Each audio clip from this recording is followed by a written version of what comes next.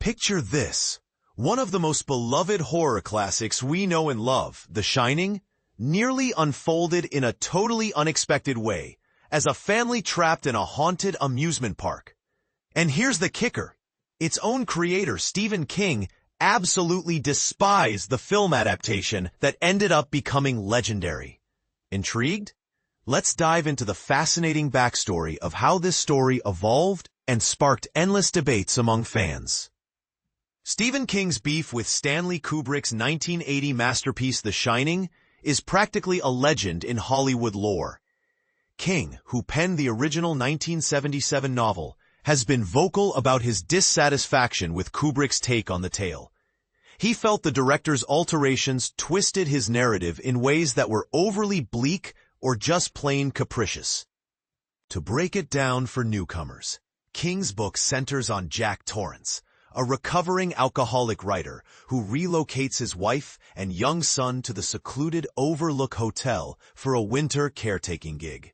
As the snow piles up and isolation sets in, supernatural apparitions start haunting the place, pushing Jack toward a destructive madness. King intended this as a poignant allegory for addiction.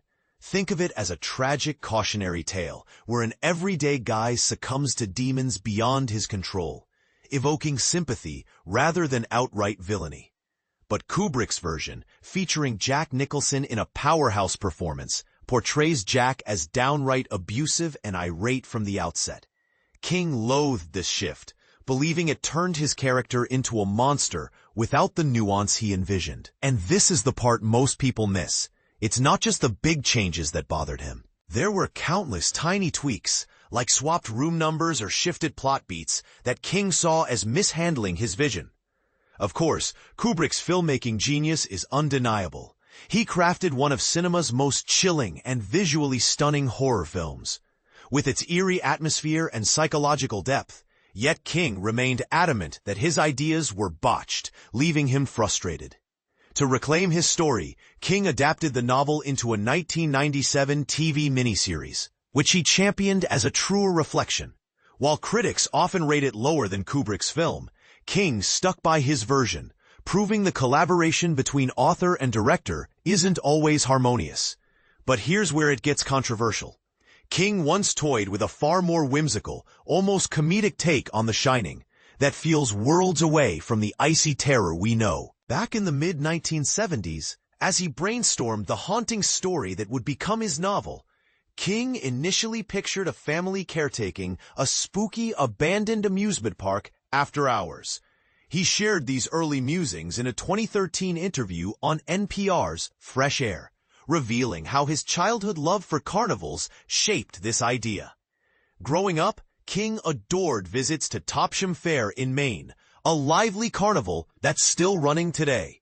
He was especially enamored with the Barkers, those charismatic hucksters outside the rides and games, shouting pitches like "everyone wins" to lure in crowds with promises of prizes that might not be as grand as advertised.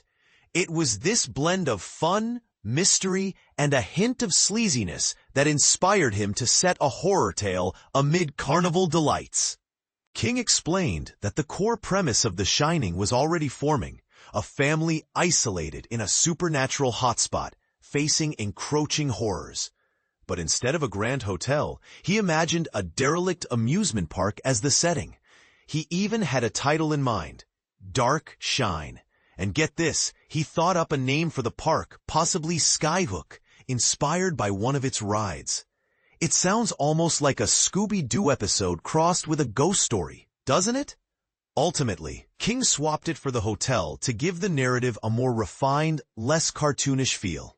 Fast forward to 2013, and he finally brought his amusement park dream to life with Joyland, a novel where a murdered woman's spirit haunts a carnival, blending ghostly chills with detective intrigue.